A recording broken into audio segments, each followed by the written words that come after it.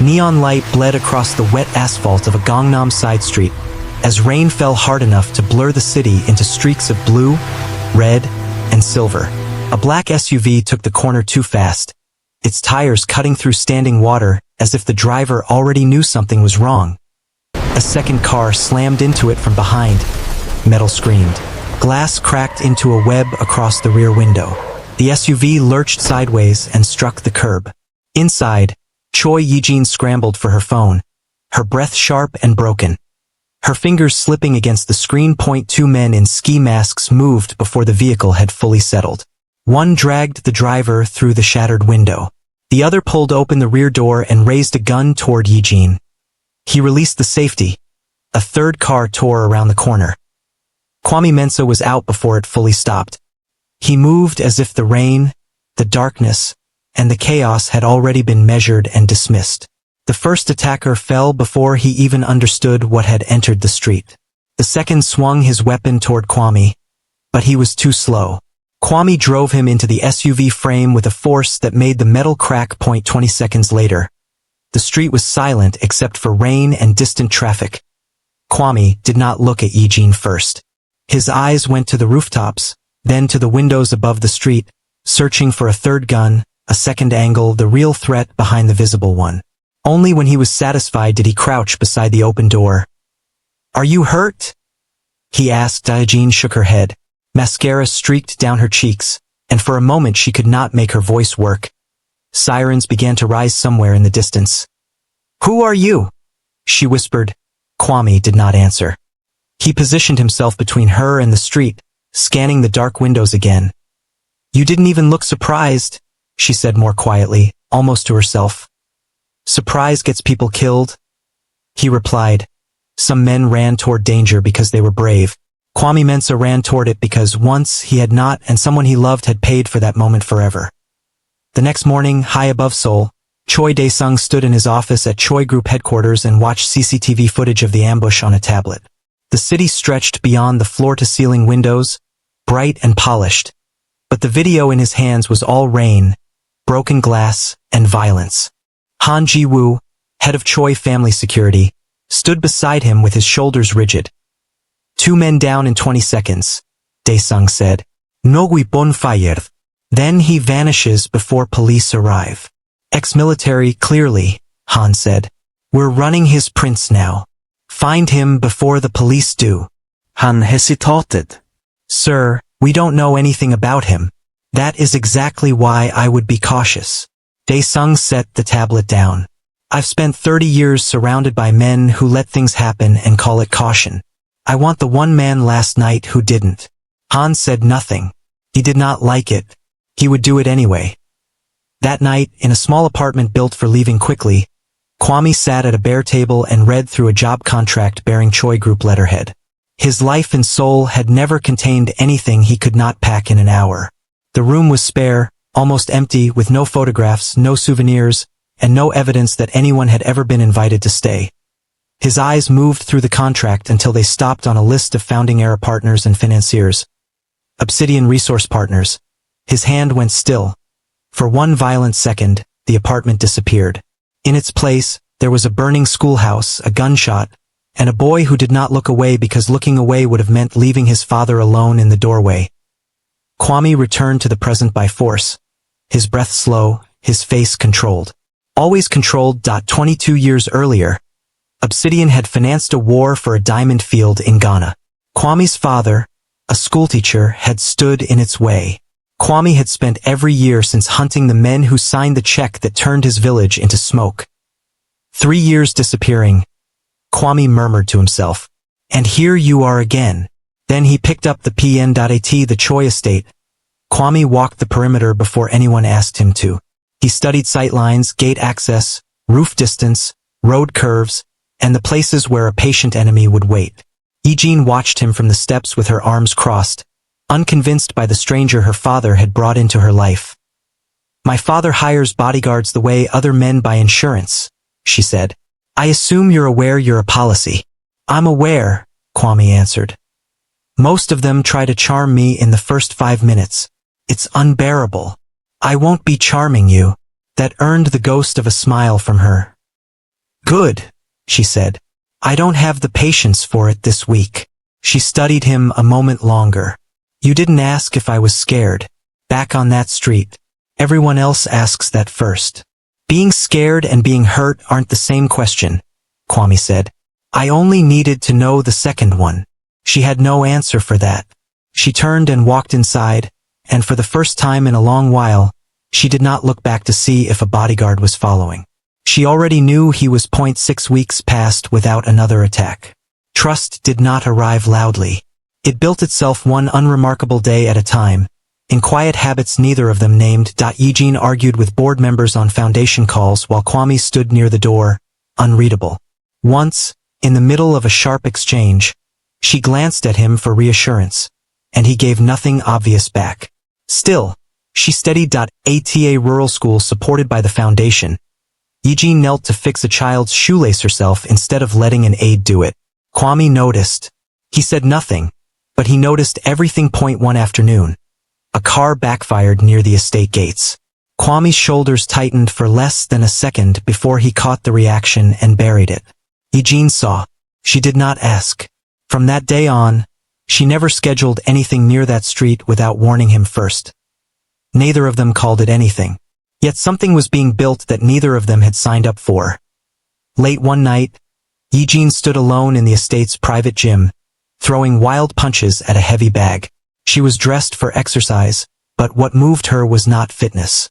It was frustration. Her knuckles had reddened by the time Kwame appeared in the doorway. He watched for a long moment before stepping inside. Your hips aren't turning, he said. You're throwing with your shoulder. It will break before it does anything useful.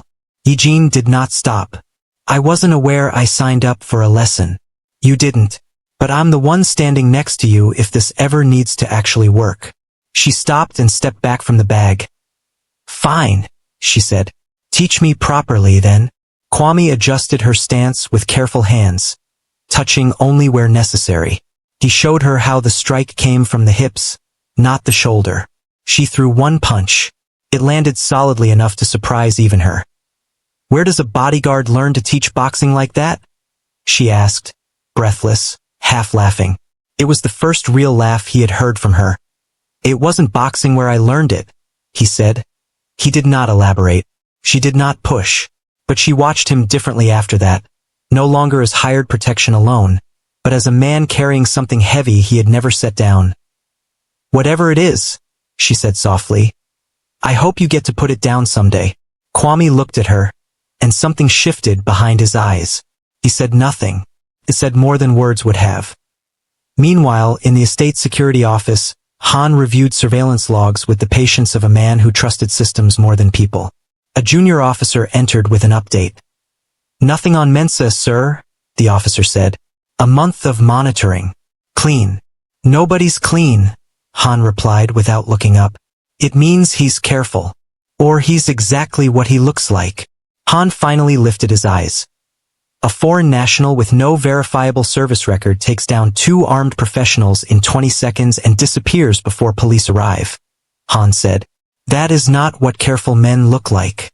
That is what trained men look like. He closed the file but did not put it away completely. Keep watching, he said. Quietly.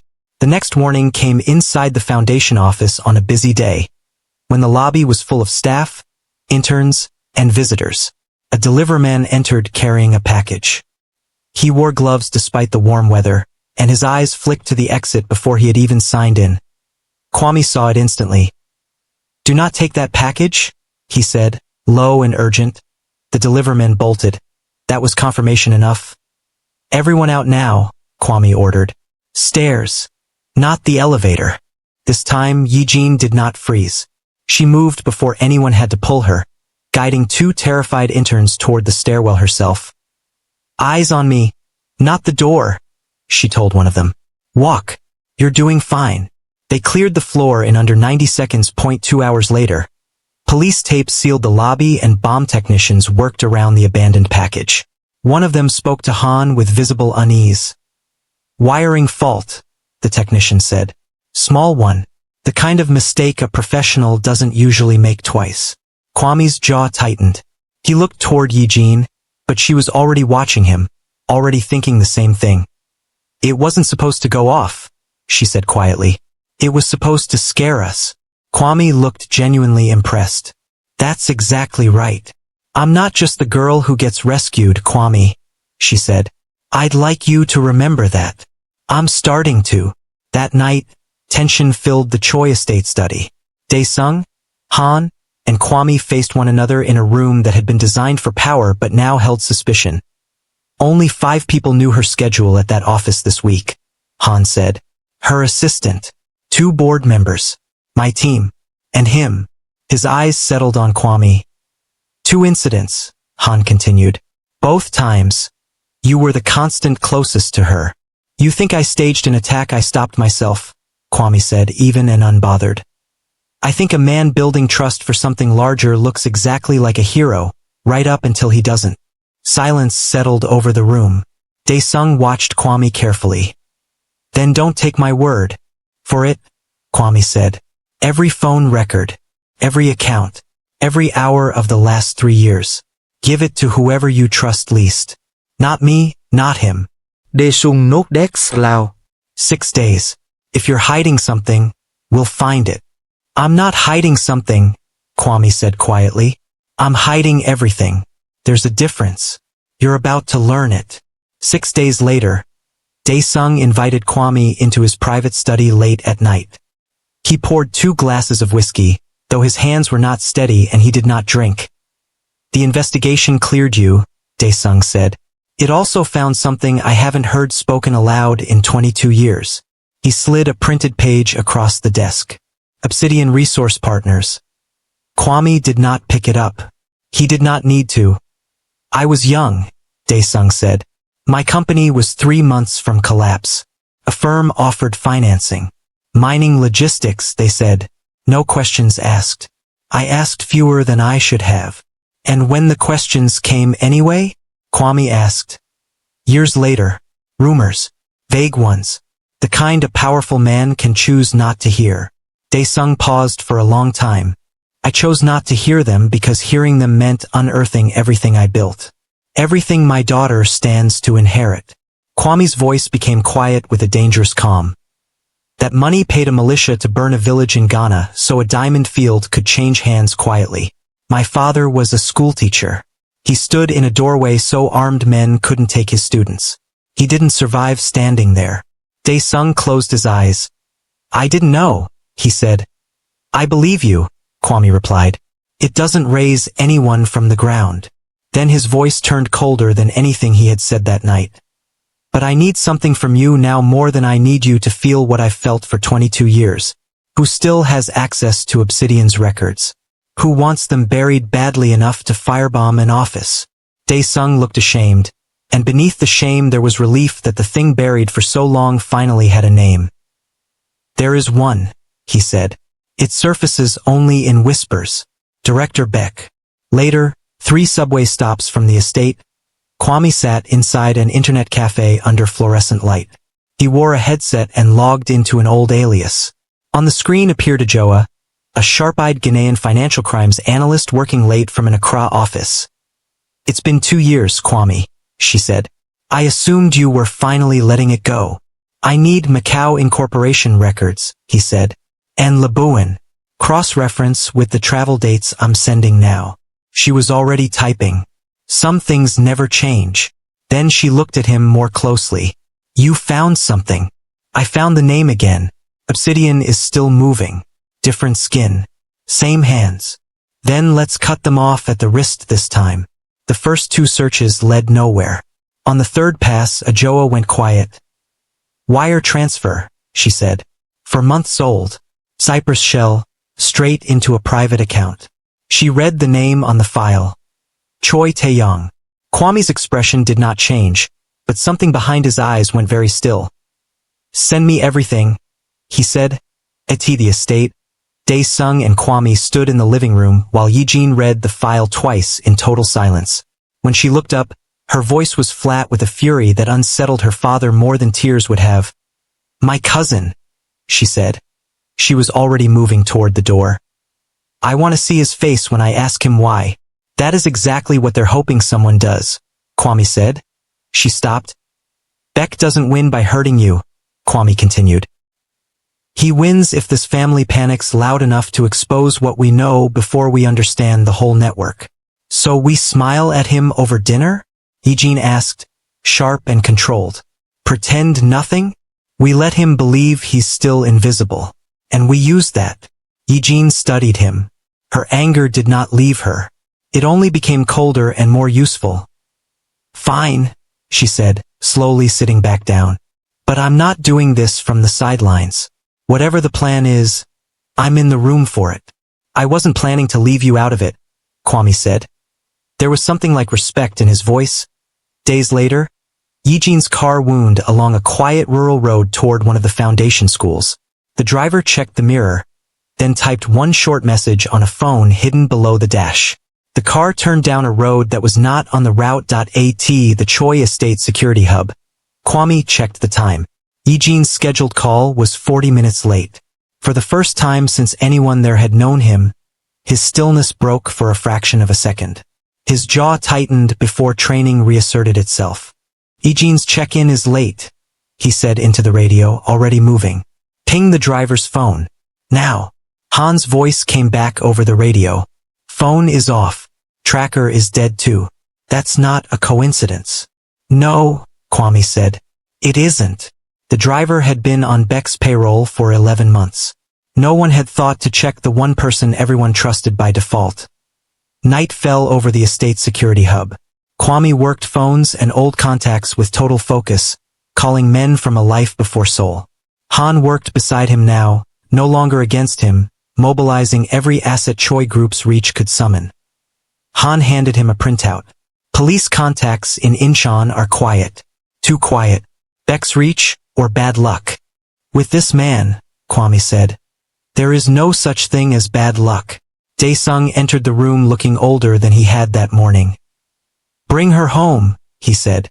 Whatever it costs. Kwame did not look up. It was never going to cost you anything you weren't already going to lose. Elsewhere, Taeyong sat alone in his car, parked somewhere anonymous. His hands shook as he dialed a number he had been told never to call twice. This isn't how this works, a voice said on the other end. I never agreed to this, Taeyong said, his voice breaking. A schedule, that's all you said. Leverage. Not this. Leverage is only useful if someone is afraid to lose something.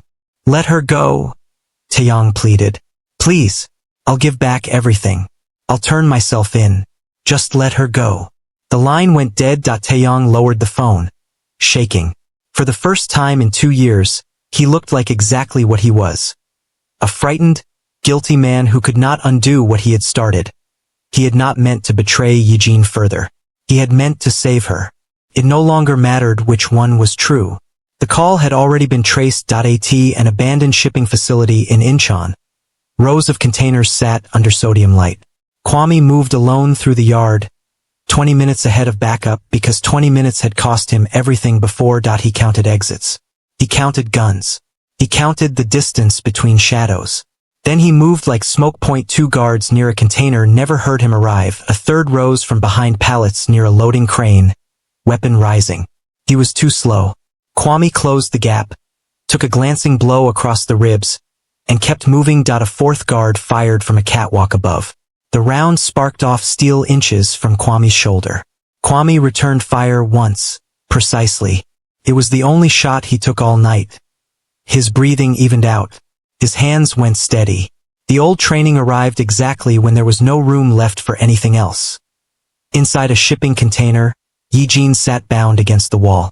Her wrists were already half-worked loose against a rusted seam.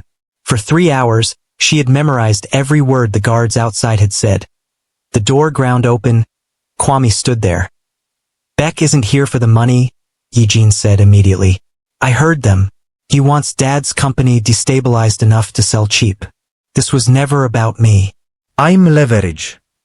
Kwame cut her restraints and checked her over quickly, professionally. Then, for one unguarded second, not professionally at all. Are you hurt? He asked. It was the same question from the first night. Full circle. Ye-jin gave him a tired, fierce, almost smile. No. and I got you 3 guard rotations and a floor plan while I waited. You're welcome. Something in him, controlled for so long, nearly broke into a real smile. Stay behind me, he said. One more room. She stood, steady despite everything. Then let's go get him. In the site office, Director Beck watched monitors showing chaos across the yard below. He wore a gray coat and looked unhurried. 2 whiskey glasses had already been poured, the same brand Dae-sung kept in his study. Beck did not look surprised when Kwame appeared in the doorway. Sit, Beck said, gesturing to the glass. Whatever happens next won't happen faster because you're standing. Kwame did not sit. He did not touch the glass. Do you know what you are to men like me? Beck asked. Not an enemy, an inefficiency, a cost of doing business that, 22 years ago, produced a burned village and a dead schoolteacher, filed and forgotten within a fiscal quarter. He said it without cruelty. Somehow that was worse. I can offer you more than the Choi family ever will, Beck continued. Walk away. Let the transaction complete itself. Kwame set the untouched glass down. His voice was level and final.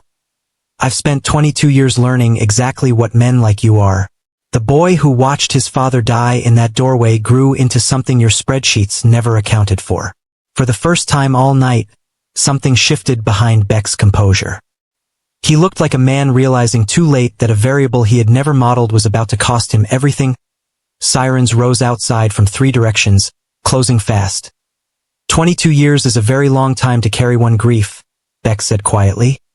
It is exactly as long as it needed to be, Kwame replied. Beck set down his own glass, undrunk. He did not run. He did not need to say anything else. Police and Choi security flooded the yard. Beck was let out in handcuffs, calm to the last second. The arrests unraveled Obsidian's Asian operations within a month. Investigators had chased those threads for years, but they were cut all at once by evidence one man had spent a lifetime collecting quietly, off the books. For exactly that night at the Choi estate, a television played Dae-sung's press statement. He stood before the cameras calm and unflinching. Choi Group had early, unexamined ties to Obsidian's financing, he said. I take full responsibility for not asking harder questions 22 years ago, and since. The stock dropped for exactly 1 quarter. Then it recovered, carried by a public that respected the honesty more than it had expected to. Elsewhere, Taeyong packed a single suitcase in a near-empty apartment. He did not look back at the door. He was never arrested. The family and the courts showed mercy to a man who, in the final hour, had tried to undo what he had started. He resigned everything and left the country. No one said his name again without a long pause first. Outside the Choi estate gates, reporters shouted questions about the man who had walked into Incheon alone. Han stepped in front of them, unmoved. Just his name, one reporter called. That's all we need. He asked for privacy, Han said flatly. He has earned considerably more than that from this family. He will get the privacy at minimum. He turned and caught Kwame's eye through the gate for one brief moment. Han gave him a small nod, the closest thing to an apology he knew how to offer. Action instead of words. In Dae-sung's office, the chairman offered Kwame what many men would have accepted without hesitation. Head of security for the entire Choi Group, Dae-sung said. Title office. A salary the boy who buried his father outside that mining town could not have imagined. No, Kwame said. Dae-sung did not look offended. He seemed almost to have expected it. I didn't spend 22 years chasing ghosts to spend the next 22 behind a desk built on the fortune those ghosts are tangled up in, Kwame said. Even unknowingly. Then tell me what you want, Dae-sung said. I mean that, whatever it is. A fund, Kwame replied. Quiet, no press. Rebuild the schoolhouse that burned in my village. Put a teacher's salary behind it, every year, for as long as the fund exists. Dae-sung's voice softened. Done, he said. Today. 3 weeks later, at a rural foundation school, children rehearsed a song for an assembly. Ye-jin had insisted on rescheduling herself. Kwame stood at the edge of the yard with his jacket off for once, watching them. Some of the permanent tension in his shoulders had finally Quietly, Choi Ye-jin sat on the low wall beside him without asking permission first. I already thanked you, she said, more than once, in ways that made you deeply uncomfortable, if I recall. A ghost of a smile touched Kwame's face. Noted and appreciated, he said. Please don't do it again. She watched the children, then watched him. So, she said, 22 years of debt, paid more or less. What does a man like you do the morning after? He did not answer right away. He watched the children finish the song. Instead, I don't know yet, he said at last. That's allowed. Not every question needs an answer today. For the first time since he was 12 years old, Kwame did not check the exits. He did not count the rooftops. He simply sat and let the evening be quiet beside the one person in Seoul he had never once had to protect from himself. I'd like to stay and find out, he said softly, almost surprised by his own voice. If there is room for that here. Ye-jin did not answer with words. She leaned slightly until her shoulder rested against his.